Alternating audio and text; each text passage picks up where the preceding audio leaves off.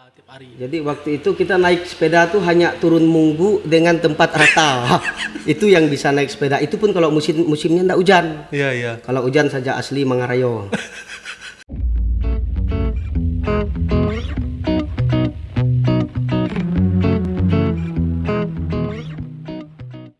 Kita bertemu dengan seorang apa namanya? Selegram, orang yang hidupnya sudah melintang pukang dari kuli yang sangat Kuli, kuli yang terkuli gitu kan. Kuli yang terkuli sampai sekarang bisa dikenal orang banyak. Nanti kita akan bahas perjalanan kehidupan Bang Willy Jin. Tapi pertama, siapa nama sebenarnya? Untuk nama sebenarnya itu Willy Brodus. Willy Brodus. Asli Tok Willy Brodus. Willy Brodus. Ya, bisa cerita bagaimana nama itu berubah menjadi Willy Jin? Kopi dadu. Ada kopi dadunya ya? Ada kopi dadu. Ya. Untuk nama asli memang Willy Brodus. Jadi karena saya ini lahir di tahun 80-an. Kadang-kadang orang kampung itu kan lihat ngetrennya sesuatu. Zaman dulu itu paling kerennya film P.Ramlee karena TV itu hitam putih. Yang ada channelnya itu cuman TVRI, TV 1, TV 2, dan TV 3. Jadi waktu kita kecil itu Indonesia itu hilang kan? Hilang. Maksudnya yang ada tuh hanya siaran TVRI. Jadi kita tuh lebih pada ke Malaysia. Ya betul. Ya. Dan kebetulan strategisnya kita ini dekatnya perbatasan Malaysia. Jadi channelnya yang kuat nangkap itu channelnya Malaysia. Ya lalu. Yang ditonton ya TVRI, TV 1, TV 2, dan TV 3. Karena kita di zaman anak-anaknya kan namanya berita apa itu kan paling jelek kita nengok ya. Jengkel kita nengok aja berita gitu kan. Nah, jadi kita pindah ini nonton. Jadi nonton zaman itu zamannya film P.Ramlee. P.Ramlee ya. Nah, jadi karena saya lahir di zaman itu namanya film P.Ramlee itu lagi naik daun. Nah, jadi belajarlah orang tua nih nyebut nama saya nih Ramlee. Jadi biasa disebut setiap hari dari hari ke hari, bulan ke bulan, tahun ke tahun. Jadilah tua seperti ini. Jadi kalau di kampung namanya Ramlee. Tapi berarti Willy Brodus tadi? Willy Brodus itu nama-nama betul, nama pemberian orang tua. Ada salah satu orang tua dulu dia tokoh agama namanya Pak Sudirman. Nah, itu yang memberi nama Willy Brodus. Jadilah nama baptis sekaligus nama lengkap. Nama lengkap Willy Brodus. Karena pengaruh Malaysia. Jadi di Jonang orang tuh lalu Ramlee. Ya, tapi apapun bentuknya nama itu saya rasa enggak jadi masalah ya kan, enggak masalah.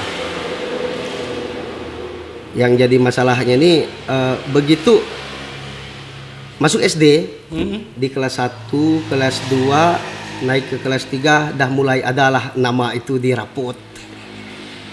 Nah, jadi karena zaman itu kita tidak mengerti apa yang dimaksud dengan dukcapil segala apa. Administrasi pemerintahan itu kita tidak tahu, jadi mulai lahirlah nama ada Ramlee di ujungnya. Berarti nama sekarang di KTP itu Willy Brodus Ramlee? Ya betul. Jinnya Jin? Jin ini selama bergaul di komunitas. Untuk Jin, kenapa dipanggil Jin? Karena saya itu orangnya tidak betah duduk lama-lama. Sebentar ke sini, sebentar ke sana. Kadang-kadang teman bicara itu tidak tahu kita tiba-tiba hilang kemana. Rupanya belok ngomong dengan kawan sebelah kan, belok lagi ngomong dengan kawan sebelah. Jadi kawan yang pertama ngomong ini tidak tahu, pusing mencari kemana. Nah itu di komunitas. Dan kawan-kawan udah di komunitas tuh kalau gini sih tidak usah dipanggil namanya, panggil Jin ya kata mereka, suka hilang. Jadi dibikinlah di komunitas itu, nama komunitas itu Kopi Dadu. Jadi Kopi Dadu itu komunitas pencinta seni dan budaya Parindu. Itu di tahun 2012. Kami mendirikan komunitas di Parindu. dengan sesepuh komunitas ada Bu Rona, Maria Rona, ada Pak Skundus. Jadi bahasa kampungnya ditabis lah saya nih nama itu yang baru. Dipotong mereka kawan-kawan ayam kan, walaupun ayam putih, ayam daging. Nah, jadi untuk media sosial namanya sekarang berubah jadi Willy Jin Kopi Dadu. Willy Jin, walaupun nama aslinya Willy Brodus. Nama aslinya Willy Brodus. Anggap aja cek nama selebritisnya. Selebritis ya. Jadi, demikian itu asal usul nama. Tapi dulu kan sebelum menggeluti, kita udah cerita tadi, sebelum menggeluti dunia media sosial, Instagram dulu kan belum ada media sosial. Katanya kan pernah jadi kuli. Bisa diceritakan itu kok bisa jadi kuli itu? Kulinya kuli. Kalau bahasa ada kuli yang terkuli gitu. Sekuli-kulinya dia, saya lah yang kuli. Ya, betul sekali. Jadi pada zaman, anggaplah zaman bahola, kalau dibanding dengan zaman sekarang jauh lebih enak anak-anak zaman sekarang dibanding dengan zaman-zaman kami dulu. Karena di zaman dulu SD memang harus jalan kaki. SMP juga karena di tempat kami ada negeri jadi swasta, untuk transportasi ini itu sangat susah. Di zaman SMA, masuk SMA tahun 1999. Berarti saya potong dulu, berarti SD itu swasta? SD Puji Tuhan negeri. Negeri, Negeri. Hanya SMP saja yang masih swasta. SMP sampai? SMP Hanura namanya. Di mana? Di Sungai Dangin. Oh, Hanura. Sebelum negeri. Oh. SMP Hanura. Hanura tuh hati nurani rakyat. Oh, yang sekarang jadi partai dah. Dulu tahun berapa tuh? Tamat SMP-nya 1999. Berarti 98 97. Nah, 97 saya udah kelas 1 SMP. 97, 98, 99 tamat. Zaman itu kan mudah diingat, kalau 97 itu zaman kerusuhan. Oh iya. Lebih mudah diingat. Jadi kami itu dibilang mengerti, belum juga dibilang tidak mengerti, tapi udah paham dengan situasi zaman itu. Nah, jadi 2000 saya masuk SMA Negeri 1 Sekayam.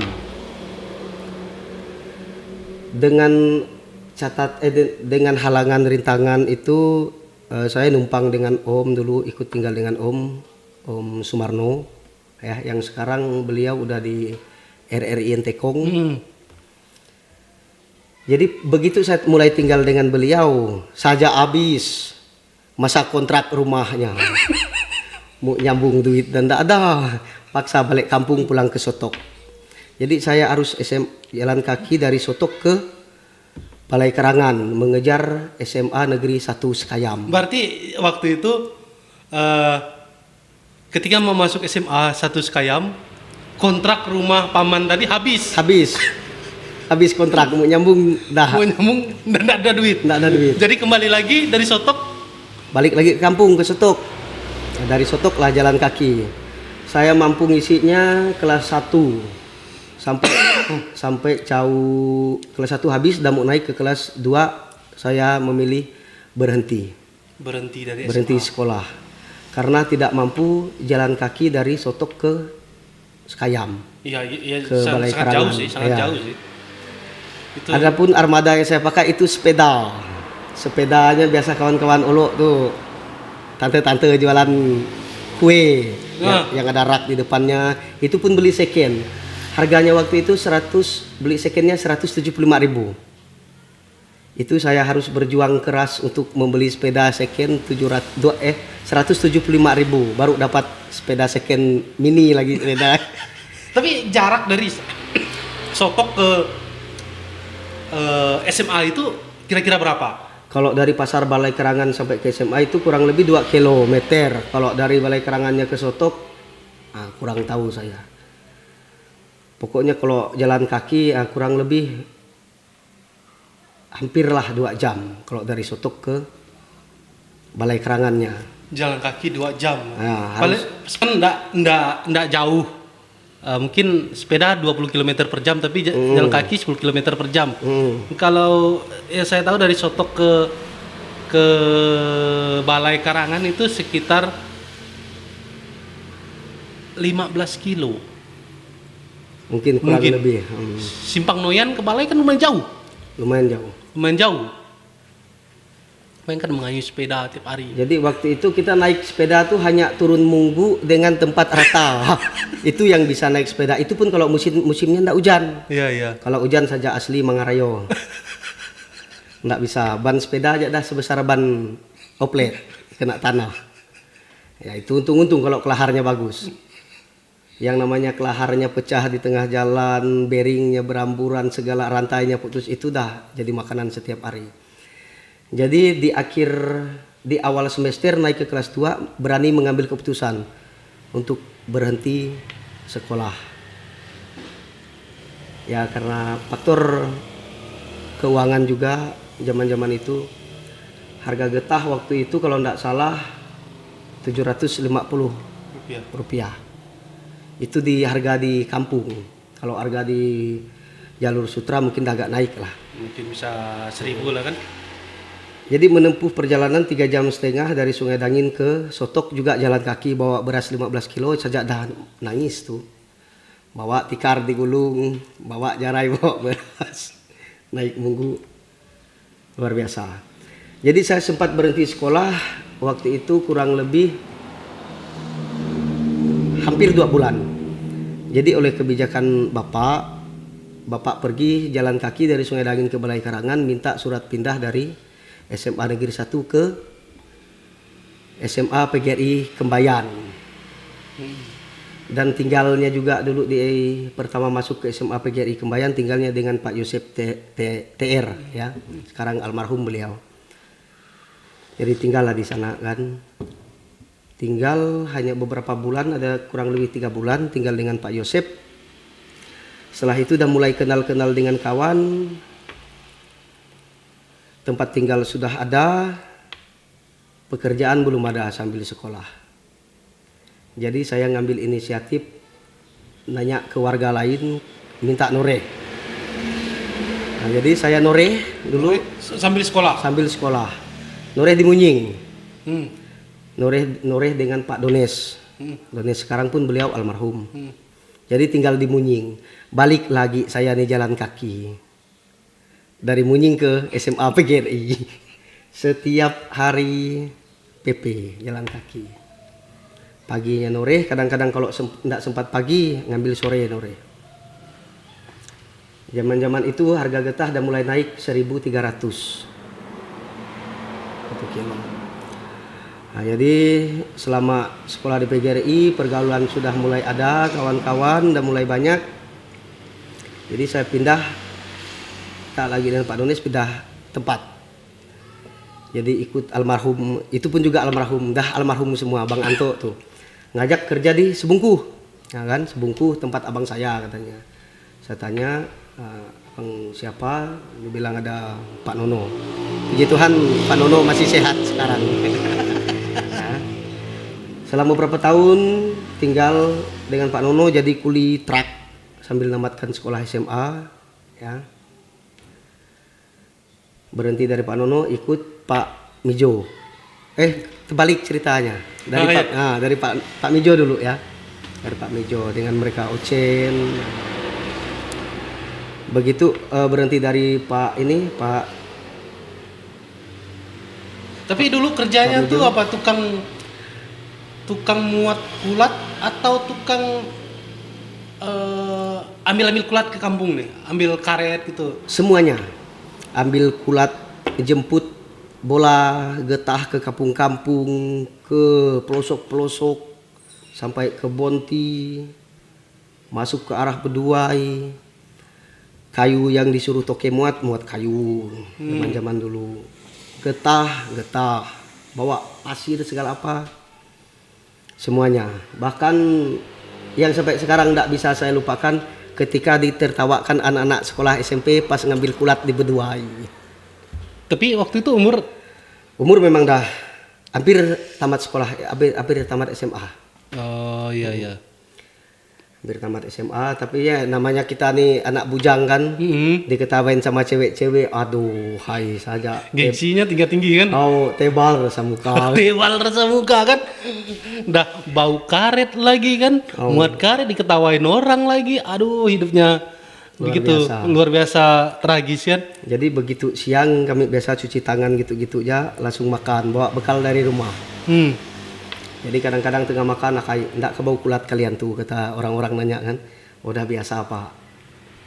Ini dah pekerjaan kami sehari-hari. Nah, jadi demikianlah untuk cerita. Kalau yang jadi kuli itu sampai bungkuk mikul kayu lewat lewat bawah rumah orang pun enggak pernah, itu dibeli sebut. Bunyi segala pinggang masih kuat rasanya karena masih muda, masih semangat. Tapi waktu itu dibayar berapa itu untuk kehidupan? Maksudnya gaji? Gaji. Kalau gaji zaman-zaman itu ya paling tinggi lah 350 kami satu bulan. Ribu ya? 350.000 satu bulan. Tapi itu cukup untuk bayar sekolah? Puji Tuhan itu tergantung kita yang membaginya. Kalau kawan-kawan lain biasa enggak cukup untuk kebutuhan. Tapi karena kita mikir kondisi orang tua, kondisi kita sekarang waktu itu masih banyak kebutuhan, harus bayar ujian, bayar SPP ini itu. Jadi kadang-kadang nyicip barang enak pun jarang sekali. Tapi memang orang tua kurang mampu. Orang tua kalau di mata saya itu bukan kurang mampu saja, betul-betul tidak mampu. Di tahun 2002 saya pernah pulang kampung selesai tamat SMA, nanyakan mama, "Mak, saya ada rencana mau kuliah." Jadi kalimat yang keluar dari mulut mama saya tuh, "Boleh, silakan kalian kuliah dengan catatan bunuh saja mama untuk kalian ongkos." Zaman itu belum ada CU. Karena CU udah ada, cuma belum ada di tempat kita gitu kan? Belum masuk ke kampung-kampung. Jadi hanya di pesisiran kota yang sudah masuk CU. Jadi di Sungai Dangin itu kan boleh dikatakanlah salah satu kecamatan Noyan lah. Tapi zaman waktu itu belum ada CU. Yang ada cuman UBSPP. Apa tuh? Usaha bersama UBSPP, usaha simpan pinjam bersama. Nah itu UBSPP. Jadi pengelolanya itu orang-orang kampung, sekampung gitu pengelolanya. Jadi untuk manajemennya itu ya kurang lebih CU seperti itu manajemennya. Tapi itu tidak berjalan lama kan? Tidak berjalan lama dan tidak juga lancar ya karena ya faktor ekonomi juga. Kadang-kadang anggota nabung ya semampu mereka. Jadi untuk berkembangnya suatu simpanan itu susah. Ya, walaupun untuk pengurusnya udah bekerja keras untuk membesarkan apa namanya kayak instansi mereka gitu lah ya. Organisasinya kan? Organisasinya, tapi susah. Dan zaman itu memang susah, apalagi kalau dibandingkan dengan kami zaman SD. Zaman SD itu tahun 90-an jalan Pemda belum masuk ke Sungai Dangin. Belum masuk. Pemda masuk kalau tidak salah itu tahun 1994. Itu jalan Pemda masuk. Dulu pernah masuk AMD. Itu yang pertama merintis jalan. SD tahun 90 masuk 90. SD. Oh. 90 masuk SD. Waktu itu jalan juga susah, akses juga susah, cara kita berkomunikasi juga susah, serba susah. Jadi di sana tuh zaman-zaman dulu tuh sebulan sekali nyicip minyak goreng atau belacan tuh saja dah mewah lah, sebulan sekali nyicip minyak goreng kan, atau namanya balur lah, ikan asin. Ikan asin kan? Nah, untuk makan ikan asin tuh kalau enggak ikut bantu orang kampung yang betul nopiet bahasa kami sananya.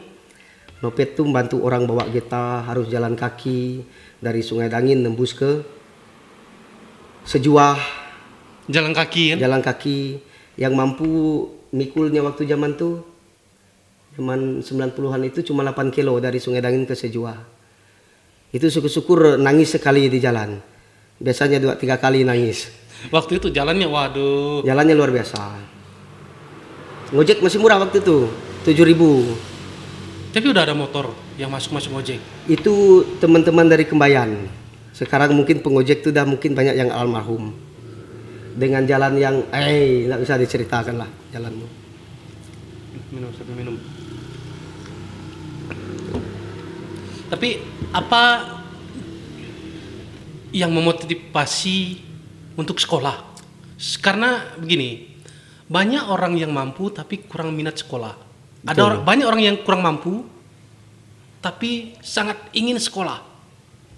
Nah, kadang-kadang dulu di zaman 80-an tuh, zaman 87, 88 saya udah mulai bisa, pokoknya udah mulai bisa ngomong. Jadi saya ini nekat mau sekolah hanya karena ingin pandai berbahasa Indonesia. Itu aja. Karena pergaulan kita di kampung ngomong dengan satu sama bahasanya. Ngomong dengan satu sama bahasanya. Kok dengar orang-orang yang udah duluan sekolah pulang lain bahasanya. Duduk dengan